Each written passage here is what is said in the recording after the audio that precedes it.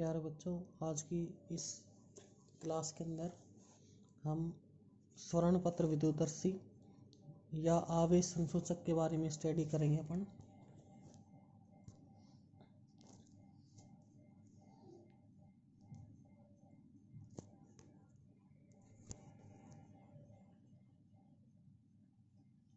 इसके बारे में पढ़ने स्टडी करनी है। यदि हमने किसी वस्तु पर आवेश की प्रकृति का पता लगाना है तो उसके लिए स्वर्ण पत्र विद्युतदर्शी आवेश संसूचक होता है अपने पास। तो इसके द्वारा हम किसी वस्तु पर धनावेश ऋणावेश का पता लगा सकते हैं। तो सबसे पहले हमने इसकी संरचना पढ़नी है। तो इसकी संरचना इस प्रकार से होती है हमारे पास। ये इसकी संरचना है हमारे पास। ये स्वर्ण पत्र विद्युतदर्शी की संरचना है हमारे पास। संरचना में ये इसमें एक कांच का पात्र होता है। इस कांच के पात्र में एक ऊर्ध्वाधर धातु की छड़ लगी होती है। ये जो यहाँ पे अपने पास ये ऊर्ध्वाधर धातु की छड़ है, इसके ऊपर पॉजिटिव चार्ज है, क्योंकि जो मेटल होती है, धातु होती है, वो हमेशा ऋणायन का त्याग करके धनायन बनाती है हमेशा। तो इसके ऊपर पॉजिटिव चार्ज है। ये यहाँ पे इसका अपने पास ऊपरी सतह है, इसको डिस्क बोलते हैं, सतह बोलते हैं। यहाँ पर हम इस आवेशित वस्तु को टच कराते हैं, स्पर्श कराते हैं यहाँ पर। ये इसके लिए अपने पास। और यहाँ पे इस पात्र के मुख में एक अचालक धातु कोर का ढक्कन लगा होता है। यहाँ पर ये कोर का ढक्कन हम इसलिए लगाते हैं ताकि इस मेटल का, इस धातु का आवेश इस पात्र की सतह के ऊपर ना जाए। इस पात्र में लगी ऊर्ध्वाधर छड़ के निचली सतह पर दो स्वर्ण पत्तियां लगी होती हैं। इन स्वर्ण पत्तियों के सम्मुख दो टिन की पत्तियां होती हैं। ये टिन की पत्तियां इस उपकरण की सुग्राह्यता को बढ़ाने का काम करती है। GL गोल्ड लीफ, सोने की पत्ती। तो इसका काम ये होता है टिन की पत्ती का कि ये पत्ती पास पास या दूर दूर जाती है तो इनमें यहाँ पे हवा जनरेट होती है, हवा उत्पन्न होती है। तो उस हवा को अपने अंदर समाहित करने के लिए यहाँ पे हम स्वर्ण पत्र विद्युतदर्शी का प्रयोग, यहाँ पर उस हवा को समाहित करने के लिए हम टीन की पत्ती का उपयोग करते हैं। ये टीन की पत्ती लगाते हैं अपन। यहाँ पे हम सोने की पत्ती का यूज क्यों करते हैं? क्योंकि यहाँ पे जो ये आवेशित वस्तु है, इसके अंदर बहुत ही कम स्थिर वैद्युत आकर्षण बल होता है। और ये पत्तियाँ, सोने की जो पत्ती है, ये बहुत ही कम स्थिर वैद्युत आकर्षण बल को अपने अंदर अनुभव करती है। बाकी कोई भी जो मेटल है वो उसके लिए ज़्यादा प्रबल बल चाहिए अपने को। अब हमने इसकी क्रियाविधि पढ़नी है। क्रियाविधि में सबसे पहले इस आवेशित वस्तु को हम इस डिस्क पर स्पर्श कराते हैं। स्पर्श कराने के बाद यदि ये पत्ती जाती है दूर दूर, तो दूर दूर का मतलब इनमें हो रहा है प्रतिकर्षण, और प्रतिकर्षण होता है समान आवेशों में। तो इसके ऊपर धनावेश है, इस आवेशित वस्तु पर भी धनावेश आ जाएगा, तो ये दूर दूर चली जाएगी अपने पास। इसका मतलब ये आवेशित वस्तु धनावेशित है।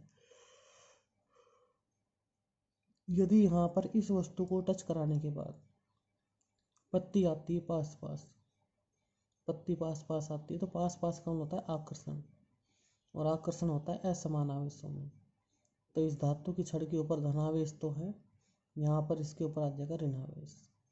तो इससे हम किसी वस्तु पर चार्ज के नेचर का पता लगा सकते हैं इससे हम।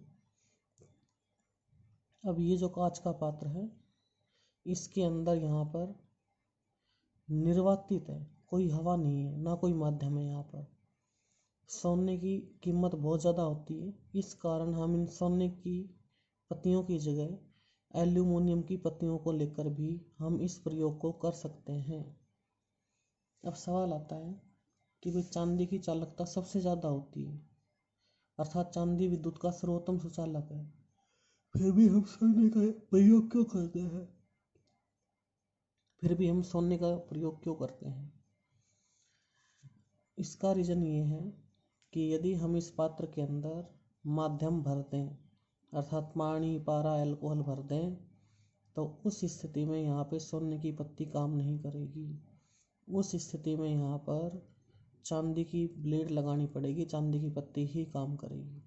यदि इस पात्र के अंदर कुछ नहीं भरा, निर्वातित है, हवा रहित है, जब तो सोने की पत्ती या एल्यूमिनियम की पत्ती काम करेगी। और यदि इसके अंदर कोई पानी, पारा, अल्कोहल कोई माध्यम भरा हुआ है तो इसके अंदर हम चांदी की ब्लेड का प्रयोग करेंगे। फिर सोने की, एल्यूमिनियम की ब्लेड का यूज नहीं कर सकते, वो काम नहीं करेगी। तो ये स्वर्ण पत्र विद्युतदर्शी अपने पास। अब अगला जो टॉपिक आता है वो आता है आवेश के मात्रक। ये अपने पास आवेश के मात्रक। तो आवेश का जो सही मात्रक होता है वो होता है कूलाम। आवेश का सही मात्रक होता है कूलाम। सी से डिनोट करते हैं। इसका एमकेएस मात्रक होता है, फॉर्मूला होता है Q बराबर IT। ये तो इसका एमकेएस मात्रक होता है एम्पियर इंटू सेकेंड। ये इसका एमकेएस मात्रक है। और 1 कूलाम बराबर होता है 1 एम्पियर इंटू सेकेंड। ये दोनों आपस में बराबर होते हैं अपने पास। आवेश का जो सबसे बड़ा मात्रक होता है वो होता है फैराडे। फैराडे सबसे बड़ा मात्रक है। और 1 फैराडे बराबर होता है 96,500 कूलाम।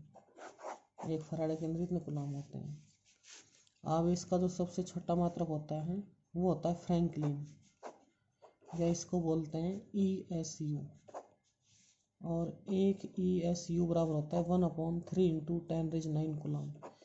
1 ESU के अंदर इतने कूलाम होते हैं हमारे पास। 1 ESU के अंदर 1/3 × 10⁻⁹ कूलाम, इतने कूलाम होते हैं अपने पास। आवेश का एक होता है प्रायोगिक मात्रक। आवेश का प्रायोगिक मात्रक वो बराबर होता है एम्पियर इंटू घंटा। ये एम्पियर इंटू घंटा होता है। अब अपन ने इसमें ये बनाने को इसके अंदर कितने कूलाम बने, तो 1 एम्पियर की जगह 1 एम्पियर। घंटा है, घंटे की सेकंड बनाओ तो 1 घंटे में 3600 सेकंड, ये बन जाएगी अपने पास। तो यह आया 3600 एम्पियर इंटू सेकेंड। और 1 कूलाम बराबर होता है 1 एम्पियर इंटू सेकेंड। तो 1 एम्पियर इंटू घंटा बराबर आया 3600 कूलाम। ये भी सही है या ये भी सही है। 1 ampere into hour, 1 ampere into घंटा बराबर 36 एम्पियर इंटू सेकेंड, या 1 एम्पियर इंटू घंटे में 3600 कूलाम होते हैं। ये इनमें दोनों में रिलेशनशिप आएगी। इसके बाद आवेश के CGS पद्धति में 2 मात्रक होते हैं। आवेश के CGS पद्धति में 2 मात्रक होते हैं। एक होता है ESU और एक होता है EMU। इसको बोलते हैं अपन इलेक्ट्रोस्टैटिक यूनिट, इसको बोलते हैं इलेक्ट्रोमैग्नेटिक यूनिट। ये और 1 कूलाम के अंदर होते हैं 3 × 10⁹ इलेक्ट्रोस्टैटिक यूनिट। और 1 EMU के अंदर होते हैं 10 कूलाम। ये होते हैं अपने पास। तो ये तो हम यूज करते हैं स्थिर आवेश के लिए, ये स्थिर आवेश के लिए। और इसको यूज करते हैं हम गतिमान आवेश के लिए, गतिमान आवेश के लिए। तो ये अपने पास CGS पद्धति में होते हैं 2 मात्रक इसके। इसके बाद आवेश के कुछ हमारे पास छोटे मात्रक होते हैं। आवेश के कुछ छोटे मात्रक अपने पास, जैसे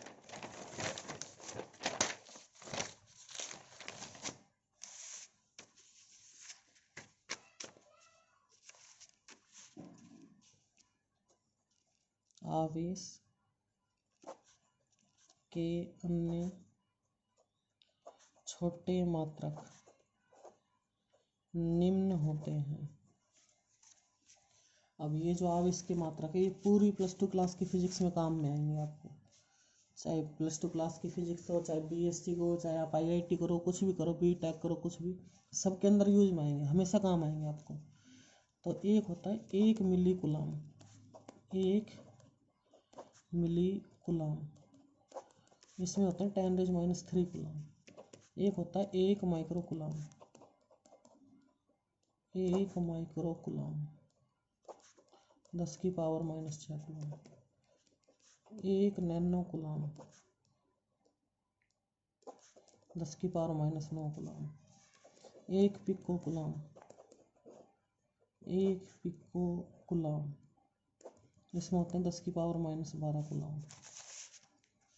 एक होता है 1 फर्मी कूलम, इस 1 फर्मी कूलम 10⁻15 कूलम। और होता है 1 मेगा कूलम, 1 मेगा कूलम, इसमें होता है 10⁻6 कूलम। तो ये अब इसके अन्य मात्रक है, छोटे मात्रक है। 1 milli coulomb 10⁻³ coulomb, 1 micro coulomb 10⁻6 coulomb, 1 nano coulomb 10⁻9 coulomb, 1 pico coulomb 10⁻12 coulomb, 1 fermi coulomb 10⁻15 metre, 1 mega coulomb बराबर 10⁻6 कूलम। अब इनका आपने यूज क्यों करना है, मात्रक क्यों पढ़ रहे हैं अपन। अब जैसे आपको कोई सवाल दिया गया कि किसी वस्तु पर आवेश के मान 6 माइक्रो कूलम तथा 15 पिको कूलम है, इन पर लगने वाला बल ज्ञात करो। तो आपने न्यूमेरिकल में हमेशा एसआई यूनिट का यूज करना है, और आवेश की जो एसआई यूनिट होती है वो होती कूलम। तो ये माइक्रो आपने कूलम में चेंज करना पड़ेगा। तो Q1 का मान तो रखना पड़ेगा 6 × 10⁻⁻6 कूलम, ये रखना पड़ेगा आपने, क्योंकि 1 माइक्रो कूलम बराबर होते हैं 10⁻6 कूलम।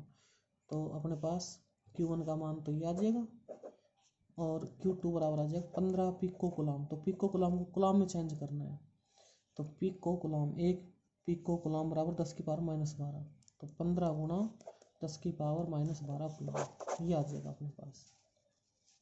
तो इस कारण हम इनका यूज करते हैं। अब जैसे ये अपने पास कि भाई किसी वस्तु पर आवेश के मान 1 नैनो कूलम तथा आवेश के मान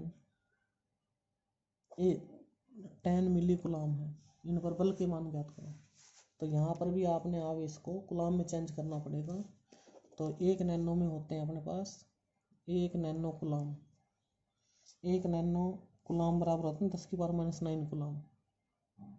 तो ये आ जाएगा अपने पास 1 × 10⁻9 कूलम, और Q2 बराबर आ जाएगा 10 × 10⁻3 कूलम, ये आ जाएगा अपने पास। तो ये यूज में लेना आपने इस प्रकार से। फिजिक्स में हमेशा आपने ऐसा यूनिट का यूज करना है आपने। तो ये आपका हो जाएगा।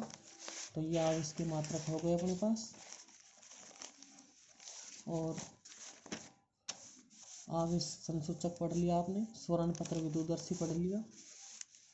अब इससे अगला टॉपिक हम आवेश के गुणधर्म पढ़ेंगे, तो वो अगली वीडियो में डाल रहे हैं आवेश के गुणधर्म। तो अब हम आवेश के गुणधर्म पढ़ते हैं अपन।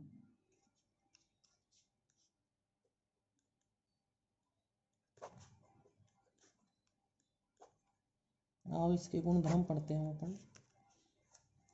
तो सबसे पहले तो आवेश एक अदिश राशि होती है, आवेश एक अदिश राशि होती है अपने पास, आवेश अदिश राशि होती है। आवेश की प्रकृति योगात्मक होती है, योगात्मक होती है आवेश की प्रकृति। जैसे ये अपने पास सिस्टम निका है, यहाँ पे 7 कूलम आवेश है, यहाँ पर 5 कूलम है, यहाँ पे 10 कूलम है, यहाँ पे -1 कूलम है, और आपने इसका टोटल निकालना है। तो सबको जोड़ दो, 7 कूलम प्लस 5 कूलम प्लस में 10 कूलम माइनस में 1 कूलम, प्लस वाले के सामने प्लस लगेगा, माइनस वाले के सामने माइनस। तो ये टोटल आ जाएगा आपके पास 7 5 12, 12 और 10 22, 22 - 1 बराबर 21 कूलम। तो ये Q की वैल्यू आ जाएगी 21 कूलम। तो इस कारण हम कहते हैं कि आवेश की जो प्रकृति होती है वो योगात्मक होती है अपने पास। इसके बाद अगला पॉइंट होता है कि भी आवेश सदैव संरक्षित रहता है, आवेश सदैव संरक्षित रहता है अपने पास। अर्थात आवेश को न तो उत्पन्न कर सकते, अर्थात सदैव संरक्षित कैसे रहता है कि जो आवेश होता है ये ऊर्जा संरक्षण नियम की अनुपालना करता है, ऊर्जा संरक्षण नियम की अनुपालना करता है आवेश। और ऊर्जा संरक्षण नियम का मतलब ये होता है कि ऊर्जा को न तो उत्पन्न किया जा सकता और न ही नष्ट किया जा सकता, परंतु इसको एक रूप से दूसरे रूप में बदला जा सकता है, ये आवेश संरक्षण नियम है। जैसे हमारे पास घरों के अंदर ये विद्युत ऊर्जा आती है, यहाँ पे फैन है, आवेश आ रहा है, विद्युत ऊर्जा है, ये फैन है, बदले में हवा दे रहा है हमें, हवा यांत्रिक ऊर्जा है। तो ये विद्युत ऊर्जा से यांत्रिक ऊर्जा में कन्वर्ट हो रही है अपने पास। तो ऊर्जा को ऊर्जा में बदल सकते हैं, उसको अपन बीच में नष्ट नहीं कर सकते। Energy not be created, not be destroyed, but it can be changed one form to another form. It is energy conversion law. तो यह आवेश सदैव संरक्षित रहता है अपने पास। ये नाभिकीय अभिक्रियाओं में भी संरक्षित रहता है आवेश। और नाभिकीय अभिक्रिया जैसे ये है 92 यूरेनियम 238, तो ये आएगा 90 थोरियम 234 प्लस में 2He4, ये आ जाएगा नाभिकीय अभिक्रियाओं में। 92 यूरेनियम 238 बराबर 90 थोरियम 234 प्लस 2He4। अब अभिक्रिया से पहले इसमें 92 प्रोटॉन है, ये तो बिफोर द रिएक्शन, ये आफ्टर द रिएक्शन। तो अभिक्रिया से पहले इसमें प्रोटॉन है 92, नीचे वाली संख्या होती है प्रोटॉन की संख्या। अभिक्रिया के बाद में 90 प्लस 2 बराबर बनेगी 92। अभिक्रिया से पहले द्रव्यमान है 238, ऊपर वाला द्रव्यमान संख्या होती है। अभिक्रिया के बाद में टोटल 234 प्लस 4, 234 प्लस 4 बराबर 238। तो अभिक्रिया से पहले अभिक्रिया के बाद में प्रोटॉन संख्या बराबर द्रव्यमान संख्या बराबर। तो यह आवेश संरक्षण नियम हमेशा फॉलो करता है। इसके बाद जो अपने पास अगला पॉइंट आता है वो ये आता है अपने पास,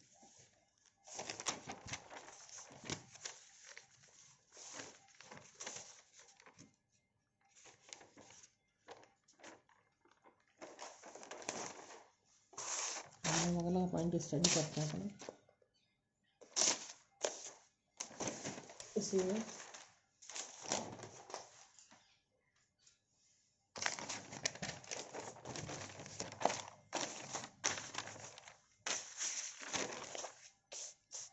इसका अगला पॉइंट स्टडी करते हैं अपन।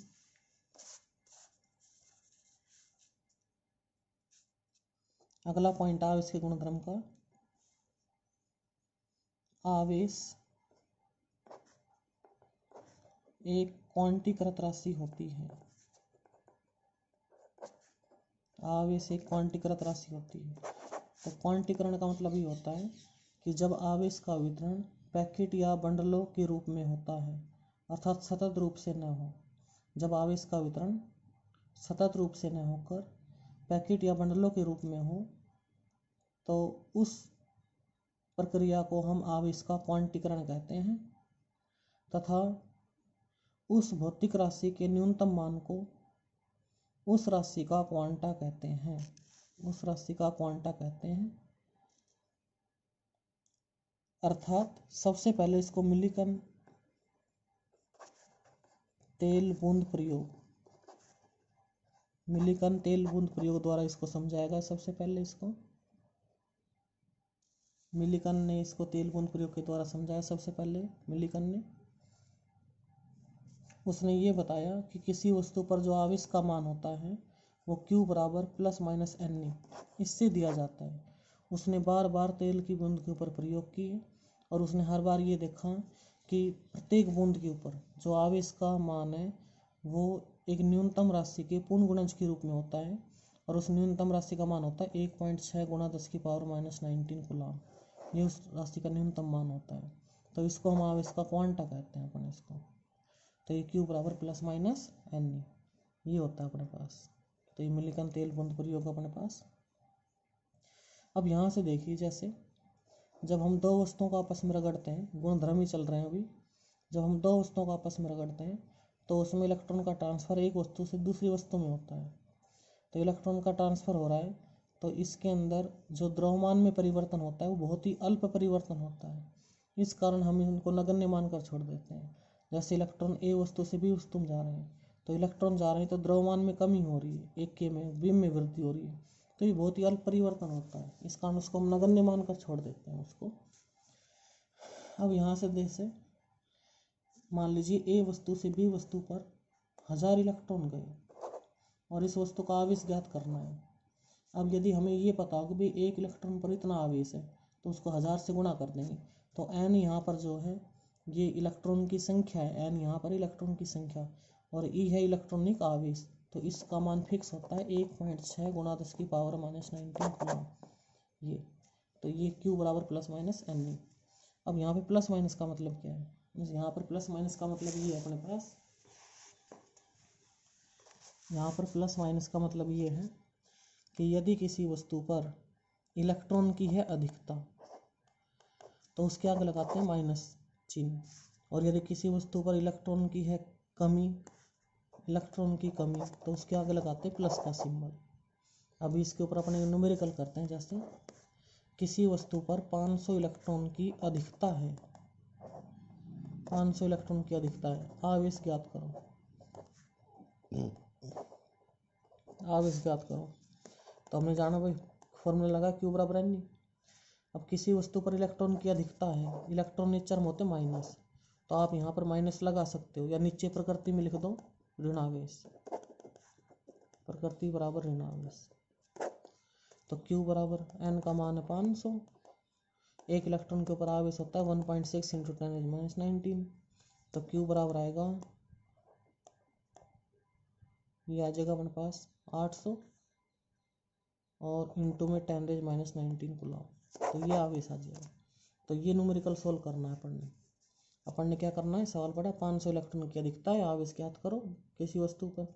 फॉर्मूला होता है Q बराबर NA, तो N का मान तो है 500 इलेक्ट्रॉन, इलेक्ट्रॉन की संख्या है, N का मान होता है 1 2 3 4 5 6 ऐसे, ये होता है N का मान। और स्मॉल e होता है इलेक्ट्रॉनिक आवेश, इसको मूल आवेश भी बोलते हैं। जो स्मॉल e होता है इसको इलेक्ट्रॉनिक आवेश, मूल आवेश या क्वांटा कहते हैं। तो इसका मान फिक्स होता है, ये वाला इसका मान फिक्स है ये। तो किसी वस्तु पर आवेश के न्यूनतम मान को उस राशि का क्वांटा या मूल आवेश कहते हैं। तो इसकी प्रकृति आएगी ऋणावेशी, ठीक है, अधिकता। यदि यहाँ पर कमी आती तो न्यूमेरिकल एज इट आता, प्रकृति में आ जाता धनावेश, क्योंकि किसी वस्तु के ऊपर इलेक्ट्रॉन की कमी है, तो इसका मतलब वहाँ पर इलेक्ट्रॉन नहीं है, इलेक्ट्रॉन नेचर में होते हैं ऋणावेशी, तो वहाँ पे धनावेश बचेगा। इसका अगला गुणधर्म ये होता है आवेश का कि जैसे ये वायर है, इसमें आवेश गति कर रहा है, तो आवेश की गति पर माध्यम का कोई प्रभाव नहीं पड़ता। बाहर माध्यम जो है हवा है, ठंडा मौसम है, सर्दी का मौसम है, गर्मी का, कैसा भी मौसम है, आवेश की गति के ऊपर कोई प्रभाव नहीं पड़ता मीडियम का, माध्यम का।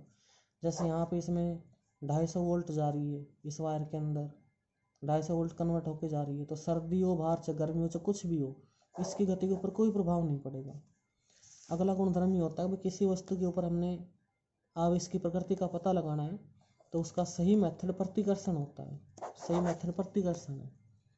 क्योंकि आकर्षण इसलिए नहीं है कि आकर्षण में वस्तु में पास पास आकर चिपक जाएगी, टोटल चार्ज बन जाएगा 0, उस स्थिति में टोटल चार्ज 0 बन जाएगा। तो इस कारण किसी वस्तु पर आवेश का पता लगाने के लिए जो सही मेथड है वो प्रतिकर्षण है, क्योंकि प्रतिकर्षण में वस्तु में दूर दूर रहेगी, तो हम उसके ऊपर आवेश की प्रकृति का पता लगा सकते हैं आराम से। अगला जो पॉइंट है इसका गुणधर्म का वो ये है कि जो विद्युत बल रेखाएं होती है वो अपनी लंबाई के अनुदिश सिकुड़ने का प्रयास करती है हमेशा, और यही कारण होता है कि असमान आवेशों में हमेशा आकर्षण होता है। और ये विद्युत बल रेखाएं अपनी लंबाई के लंबवत फैलने का प्रयास करती है, और यही कारण होता है कि समान आवेशों में सदैव प्रतिकर्षण होता है। तो ये इनके गुणधर्म है अपने पास, ये गुणधर्म अपन ने स्टडी करने हैं। इसका अपन गुणधर्म एक ये भी लगा सकते हैं कि एक आवेशित वस्तु और एक अनावेशित, जिसको उदासीन भी बोल सकते हैं, अनावेशित का दूसरा होता है उदासीन, इनके मध्य हमेशा आकर्षण बल लगता है। ये एक नंबर का सवाल होता है अपने पास, एक आवेशित वस्तु तथा एक अनावेशित वस्तु के मध्य हमेशा कौन सा बल कार्य करता है, आंसर आएगा आकर्षण बल। तो ये हमारे पास आवेश के गुणधर्म है। तो ये आवेश के गुणधर्म है अपने पास। अब इसके बाद कल अपन स्टडी करेंगे इसके आगे। अब इसके आगे हमारे पास जो स्टार्ट होगा वो पूरा का पूरा मैथमेटिकल स्टार्ट होगा कूलॉम के नियम से। तो बाकी के जो बचे हुए नोट्स हैं वो आज डाल देंगे आपके, तो आपने बढ़िया पढ़ाई करनी है। वीडियो को कम से कम आप 3-4 बार देखो, आराम से सारी चीज़ समझ में आ जाएगी आपको ऐसे। तो ये आपने पढ़ना है सारा सब कुछ, अपने घर पे ही रहना है, नोट्स उतारने और पढ़ना है आपने। Thank you.